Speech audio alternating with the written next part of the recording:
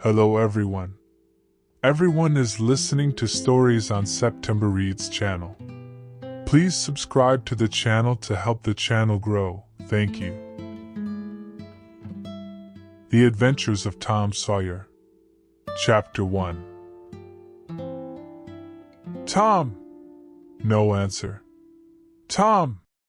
No answer. What's gone with that boy, I wonder? You, Tom! No answer. The old lady pulled her spectacles down and looked over them about the room. Then she put them up and looked out under them. She seldom or never looked through them for so small a thing as a boy. They were her state pair, the pride of her heart, and were built for style, not service. She could have seen through a pair of stove lids just as well. She looked perplexed for a moment, and then said, not fiercely, but still loud enough for the furniture to hear, "Well, I lay if I get hold of you I'll—" She did not finish, for by this time she was bending down and punching under the bed with the broom, and so she needed breath to punctuate the punches with. She resurrected nothing but the cat. "I never did see the beat of that boy." She went to the open door and stood in it, and looked out among the tomato vines and Jimson weeds that constituted the garden. No Tom. So she lifted up her voice at an angle calculated for distance and shouted, "Why you, Tom?" There was a slight noise behind her, and she turned just in time to seize a small boy by the slack of his roundabout and arrest his flight. "There! I might have thought of that closet. What you been doing in there?" "Nothing. Nothing. Look at your hands. And look at your mouth. What I asked that truck?" "I don't know, Aunt." "Well, I know. It's jam, that's what it is. 40 times I've said if you didn't let that jam alone I'd skin you. Hand me that switch." The switch hovered in the air. The peril was desperate. "My! Look behind you, Aunt." The old lady whirled round and snatched her skirts out of danger. The lad fled on the instant, scrambled up the high board fence, and disappeared over it. His Aunt Polly stood surprised a moment, and then broke into a gentle laugh. "Hang the boy, can I never learn anything? Ain't he played me tricks enough like that for me to be looking out for him by this time? But old fools is the biggest fools there is. Can't learn an old dog new tricks, as the saying is. But my goodness, he never plays them alike 2 days, and how is a body to know what's coming? He 'pears to know just how long he can torment me before I get my dander up, and he knows if he can make out to put me off for a minute or make me laugh, it's all down again and I can't hit him a lick. I ain't doing my duty by that boy, and that's the Lord's truth, goodness knows. Spare the rod and spile the child, as the good book says. I'm a-laying up sin and suffering for us both, I know. He's full of the old scratch, but laws o' me. He's my own dead sister's boy, poor thing, and I ain't got the heart to lash him, somehow. Every time I let him off, my conscience does hurt me so, and every time I hit him my old heart most breaks. Well a well, man that is born of woman is a few days and full of trouble, as the scripture says, and I reckon it's so. He'll play hooky this evening, and southwestern for afternoon. I'll just be obliged to make him work, tomorrow, to punish him. It's mighty hard to make him work Saturdays, when all the boys is having holiday, but he hates work more than he hates anything else, and I've got to do some of my duty by him, or I'll be the ruination of the child." Tom did play hooky, and he had a very good time. He got back home barely in season to help Jim, the small colored boy, saw next day's wood and split the kindlings before supper. At least he was there in time to tell his adventures to Jim, while Jim did 3/4 of the work. Tom's younger brother, or rather half-brother, Sid, was already through with his part of the work, picking up chips, for he was a quiet boy, and had no adventurous, troublesome ways. While Tom was eating his supper, and stealing sugar as opportunity offered, Aunt Polly asked him questions that were full of guile, and very deep, for she wanted to trap him into damaging revealments. Like many other simple-hearted souls, it was her pet vanity to believe she was endowed with a talent for dark and mysterious diplomacy, and she loved to contemplate her most transparent devices as marvels of low cunning. Said she, "Tom, it was middling warm in school, warn't it?" "Yes'm." "Powerful warm, warn't it?" "Yes'm." "Didn't you want to go in swimming, Tom?" A bit of a scare shot through Tom, a touch of uncomfortable suspicion. He searched Aunt Polly's face, but it told him nothing. So he said, "No'm, well, not very much." The old lady reached out her hand and felt Tom's shirt, and said, "But you ain't too warm now, though." And it flattered her to reflect that she had discovered that the shirt was dry without anybody knowing that that was what she had in her mind. But in spite of her, Tom knew where the wind lay, now. So he forestalled what might be the next move. "Some of us pumped on our heads, mine's damp yet. See?" Aunt Polly was vexed to think she had overlooked that bit of circumstantial evidence, and missed a trick. Then she had a new inspiration. "Tom, you didn't have to undo your shirt collar where I sewed it, to pump on your head, did you? Unbutton your jacket." The trouble vanished out of Tom's face. He opened his jacket. His shirt collar was securely sewed. "Bother! Well, go 'long with you. I'd made sure you'd played hooky and been swimming. But I forgive ye, Tom. I reckon you're a kind of a singed cat, as the saying is, better'n you look. This time." She was half sorry her sagacity had miscarried, and half glad that Tom had stumbled into obedient conduct for once. But Sidney said, "Well, now, if I didn't think you sewed his collar with white thread, but it's black." "Why, I did sew it with white." "Tom!" But Tom did not wait for the rest. As he went out at the door, he said, "Siddy, I'll lick you for that." In a safe place, Tom examined 2 large needles which were thrust into the lapels of his jacket, and had thread bound about them. One needle carried white thread and the other black. He said, "She'd never noticed if it hadn't been for Sid. Confound it! Sometimes she sews it with white, and sometimes she sews it with black. I wish to Jiminy she'd stick to one or t'other. I can't keep the run of 'em. But I bet you I'll lamb Sid for that. I'll learn him."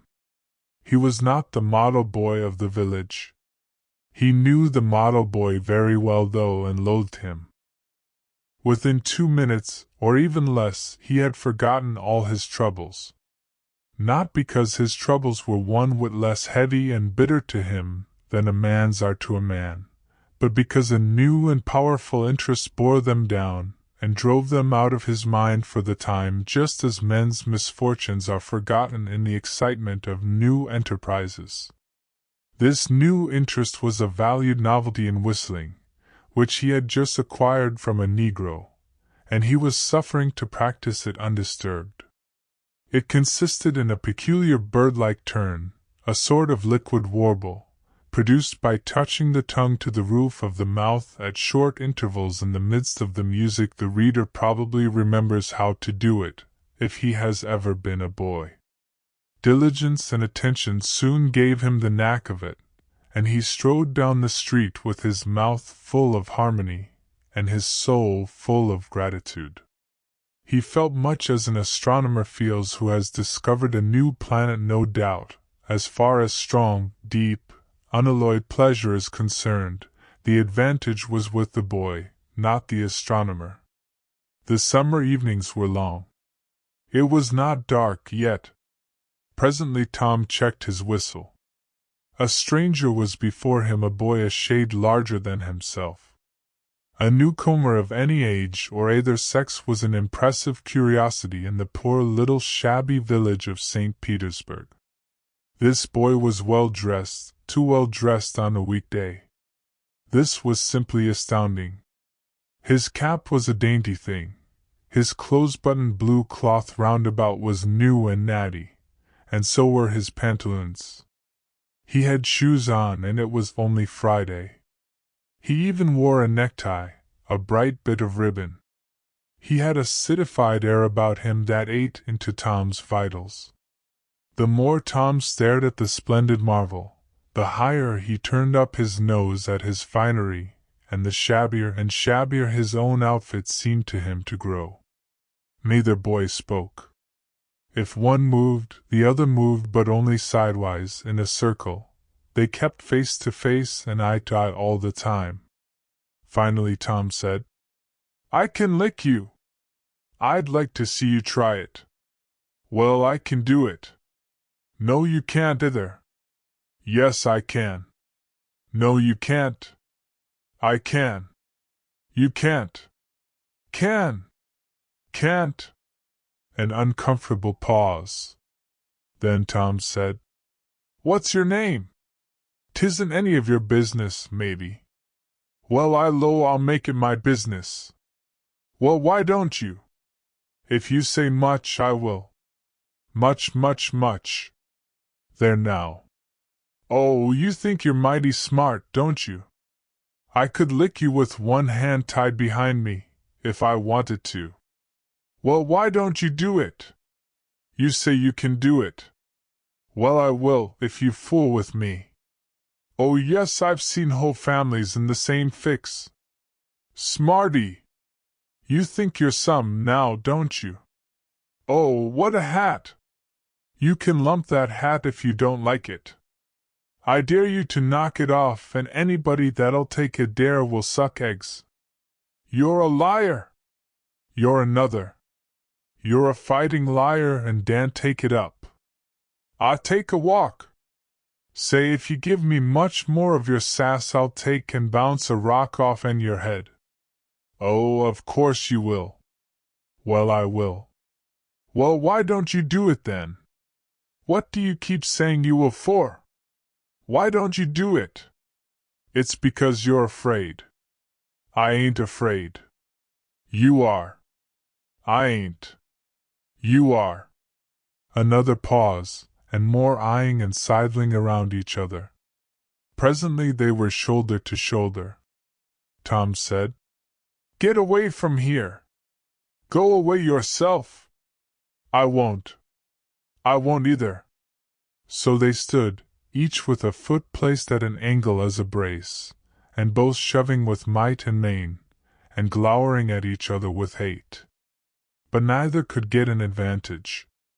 After struggling till both were hot and flushed, each relaxed his strain with watchful caution, and Tom said, "You're a coward and a pup.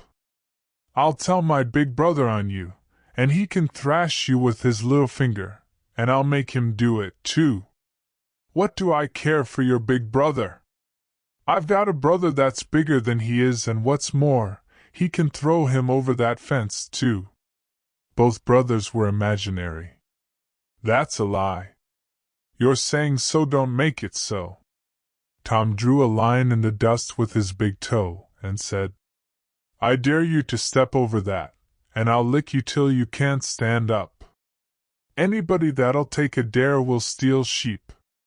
The new boy stepped over promptly and said, "Now you said you'd do it, now let's see you do it. Don't you crowd me now, you better look out." "Well, you said you'd do it, why don't you do it?"